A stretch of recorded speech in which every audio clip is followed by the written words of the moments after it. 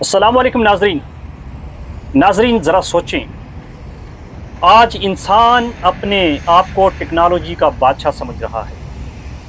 ہم خلا میں پہنچ گئے ہیں، مریخ پر بستیاں بسانے کے خواب دیکھ رہے ہیں اور جینیٹک انرجی کے ذریعے زندگی کو بدلنے کی کوشش کر رہے ہیں۔ لیکن اگر میں آپ سے کہوں کہ آج سے ہزاروں سال پہلے ایک ایسی قوم بھی اس دنیا میں موجود تھی جو ہم سے کہیں زیادہ طاقتور، کہیں زیادہ ذہین اور خلائی رستوں کے بارے میں ہم سے زیادہ جانتی تھی۔ جی ہاں، ایک ایسی قوم جس نے انسان اور جانوروں کے جسم آپس میں ملا دیے، جو اپنی مرضی کے مطابق نئی مخلوقات بناتے تھے اور جن کی شکل و صورت دیکھ کر آج بھی انسان کے رونگٹے کھڑے ہو جاتے ہیں۔ تو پھر سوال یہ ہے کہ وہ قوم آخر تھی کون اور اس کا انجام کیا ہوا؟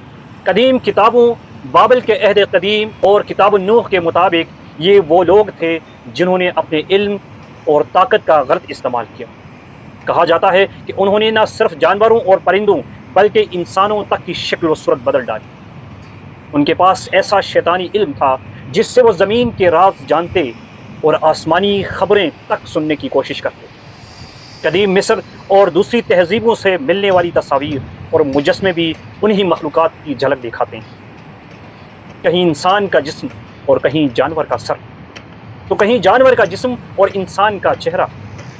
ان کو دیکھ کر قدیم لوگ انہیں خدا ماننے لگے۔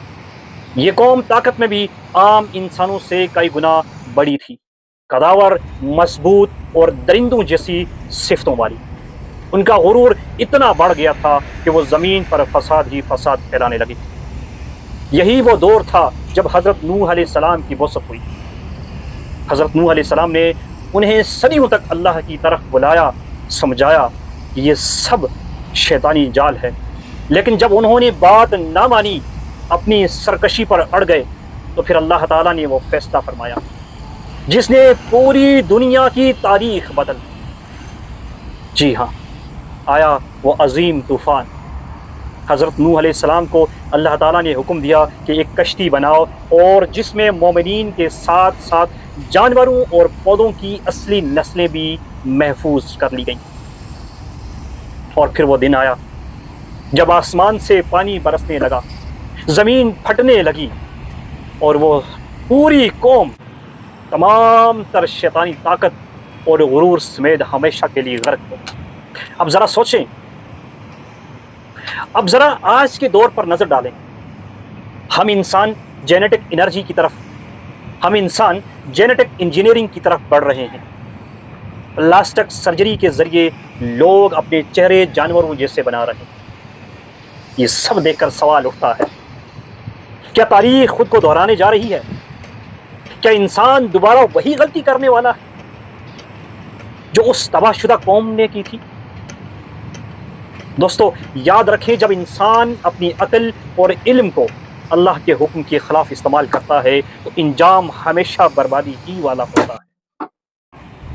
وہ قوم جس سے آج ہم صرف کہانیوں، مجسموں اور آثار قدیمہ میں دیکھتے ہیں، ایک وقت میں حقیقت تھی، اور اگر ہم نے سبق نہ سیکھا تو شاید کل ہماری نسلیں بھی ہمیں ایک ماضی کی کہانی سمجھ کر یاد کریں گی۔ سوچنے کی بات یہ ہے کہ ہم پھر سے اسی راستے پر تو نہیں چل رہے، اور اگر چل رہے ہیں اگلا طوفان کیسا ہوگا؟ سوچیے۔ اللہ تعالیٰ سے دعا ہے کہ اللہ تعالیٰ ہمیں ان جیسا نافرمان کبھی نہ بنائے، اور اللہ تعالیٰ ہمیشہ ہماری اور ہماری ایمان کی حفاظت فرمائے۔ اپنا بہت سارا خیال رکھیے گا۔ اللہ حافظ۔